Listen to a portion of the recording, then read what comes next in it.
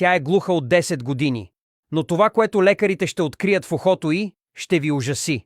От раждането си Селия е напълно глуха. Не чува нищо, но никога не е могла да си представи ужасното нещо, което се крие в ухото й.